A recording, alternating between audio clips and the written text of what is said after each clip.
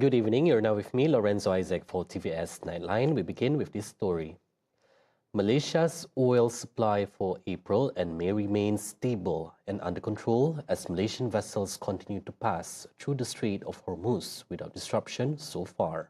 Prime Minister Datuk Seri Anwar Ibrahim says one vessel has successfully crossed the strategic route, while 6 others are still waiting for their turn.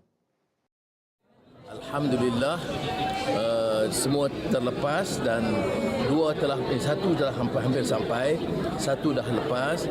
Cuma satu kapal kita itu mengalami kerusakan yang tersangkut di pelabuhan, yang 6 lain jalan.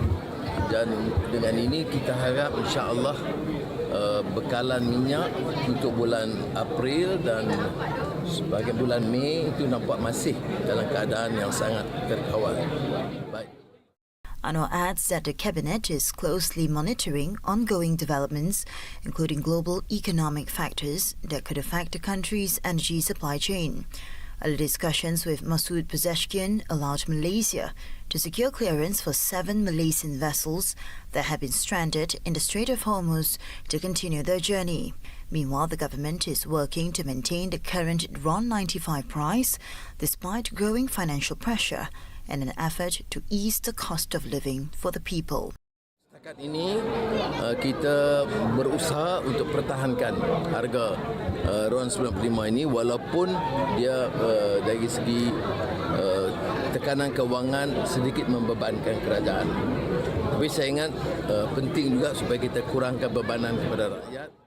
At the same time, he urged the public to use fuel wisely as part of a shared responsibility to support the country's economy. Sebab itu kita minta kerjasama, elakkan daripada penggunaan sepenuhnya. Kalaupun ada ruang untuk 200, tak semestinya kita guna. Kita maknanya ada sumbangan. Tiap orang bertanggungjawab menyelamatkan ekonomi negara dan rakyat. He added that diesel subsidies will also continue, particularly to avoid placing additional pressure on certain groups, especially those in the agricultural sector. The Royal Malaysia Police have confirmed the arrest of one of their personnel who is alleged to have masterminded a series of armed robberies in Kapong on Sunday, involving losses of 4.4 million ringgit.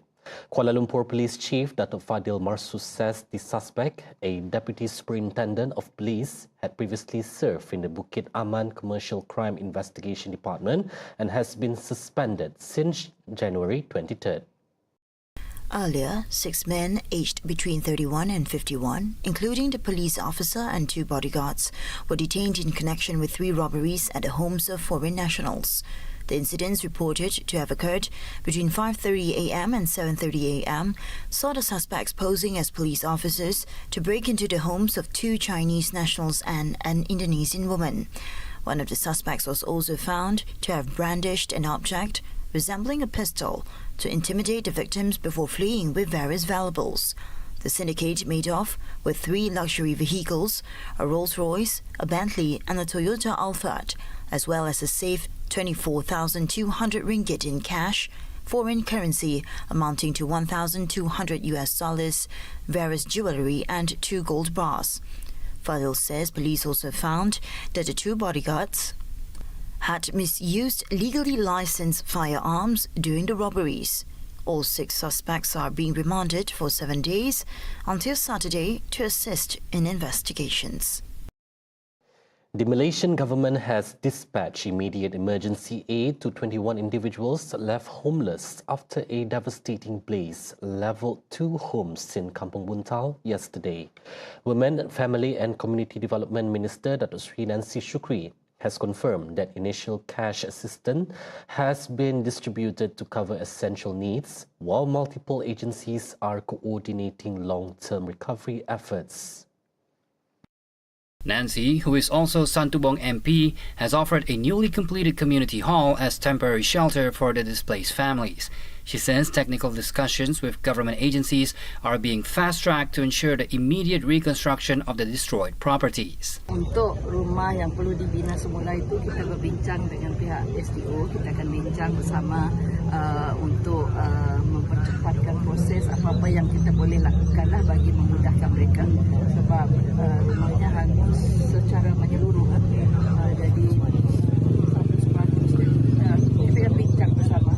blaze reduced the Kampong Bunta residences to ashes within minutes, leaving survivors with nothing but the clothes on their backs.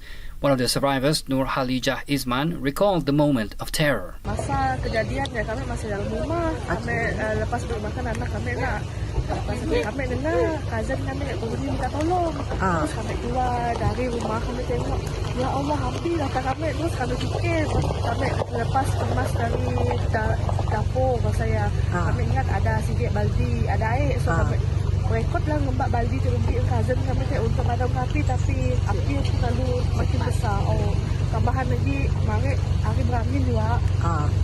Ya loh, api merebak juga. The fire, which broke out at approximately 3:14 p.m. on Thursday, reportedly started on a veranda before high winds swept the flames to the adjacent house. Miraculously, all residents managed to escape, including an elderly individual in a wheelchair who was carried to safety by neighbors just before the structures collapsed. Sarawak Premier Dato' Pani Tan Sri Abang Johari Tun Openg is celebrating 110 civil servants today for their many years of hard work. The recipients represent 13 different departments comprising 9 states and 4 federal agencies. Leading the list is Limbang resident Yunus Tambi, having served with dedication in the civil service for 33 years. He was followed by Limbang Deputy Resident Maria Cotila Luis, who also has 33 years of service. Former Limbang Immigration Chief Kaltom Ahmad was recognized as the longest-serving recipient at the ceremony, with 37 years of service. Present during the ceremony were Deputy Premier Dato' Amar Awang Tengah Liasan and Sarawak State Secretary Dato' Amar Muhammad Abu Bakar Marzuki, among others. Northern Sarawak is set for a major boost in connectivity with plans to improve both air and sea access in Lawas and Limbang. The Sarawak government says this is key to overcoming logistical challenges and supporting development in the region. According to Deputy Premier Dato' Amar Awang Tengah Liasan, a new airport in Lawas is already in the works. Kita juga merancang ya to improve our air connectivity. Ini penting ya. Di Lawas fasa pertama pembinaan airport baru sudah dalam pelaksanaan.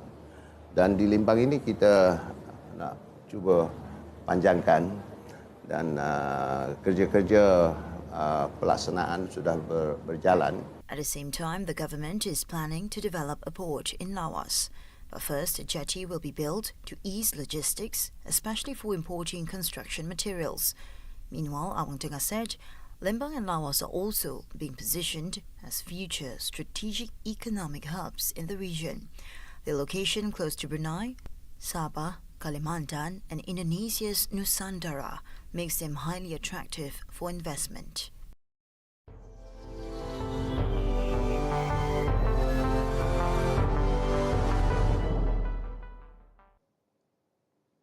Before the shaky ceasefire between Iran and the US was announced, a historic synagogue that served as the primary gathering place for Iran's Jewish community was destroyed in a joint US-Israeli attack on Tehran on Tuesday.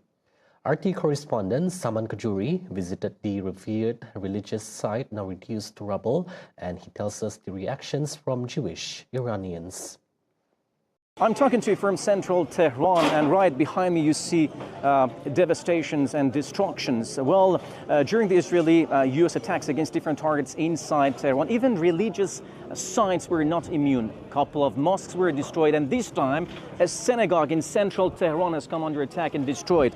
And this is Rafinia Synagogue. This is one of the main synagogues in Tehran, and according to the representative of the Jewish community in the Iranian parliament, the reason why this place has come under the Israeli attacks is that the Jewish community inside Iran, after the establishment of the Islamic Republic of Iran, have always voiced their support for the Islamic Republic of Iran and its policies and its ideals. During this attack, the synagogue was unfortunately damaged, and all sacred objects and property inside were completely destroyed, which has caused regret for the Jewish community of Iran and the world community. The Zionist regime, taking into account the statements of the Jewish community and their firm belief that the regime is not only un-Jewish, but is also exploiting the name of Judaism to promote itself and achieve its ambitions, became agitated and attacked our temple. The Iranian Jewish community always and forever condemns the inhumane acts of the Zionist regime, and there is no difference between Iran's Jewish community and the wider Muslim community. Religious minorities inside Iran are represented at the Iranian parliament. They have representatives at the Iranian parliament, and they have peaceful coexistence with the Muslim majority. And this shows that Iranians from different faiths have always lived peacefully all together throughout the years.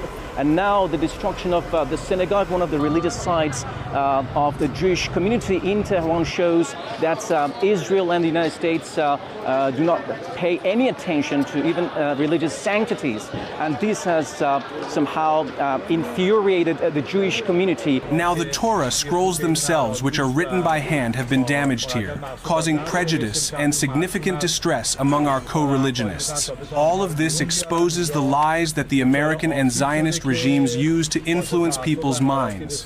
However, truth and reality are what a person can see here with their own eyes. They do not even respect our holy book.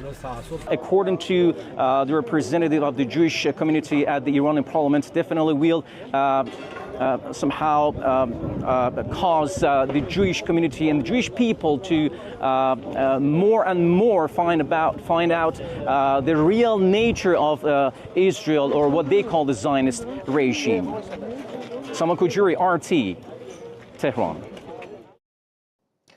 Taiwanese Kuomintang chairperson Cheng Li-Woon says maintaining peace across the Taiwan Strait requires both continuity and adaptation, especially in how the issue is communicated to younger generations. This comes amid Chinese President Xi Jinping's meeting with Cheng in Beijing earlier today, telling the visiting delegation he had full confidence that Taiwanese and Chinese people will be united. 两岸交流对话唯一的政治基础就是坚持9·2共识，反对台独。那么，我们当然要与时俱进的，透过不同的语言，或者是与当下契合的表述的方式，让每一代的年轻人都了解，在这个阶段我们面临的是一个什么样的挑战。 而如何透过9·2共识跟反对台独来避免战争、避免悲剧，来携手缔造和平，在和平的基础上谋取人民最大的福祉。我相信，这应该是任何一个正常的人所共同的期待跟愿望。 Shi told Cheng that the general trend of compatriots on both sides of the strait getting closer, edging nearer and becoming united will not change. She also said Shi had responded positively to a proposal that the sides work toward Taiwan participating in international organizations such as Interpol and regional trade agreements. Cheng's trip comes a month before U.S. President Donald Trump is scheduled to visit Beijing for a summit with Xi. The U.S. has been piling pressure on Taiwanese opposition lawmakers to back a proposal for defense purchases, including U.S. weapons, to deter a potential Chinese attack. Those were the updates on TVS Nightline. I'm Lorenzo Isaac. Thank you for watching and have a good night.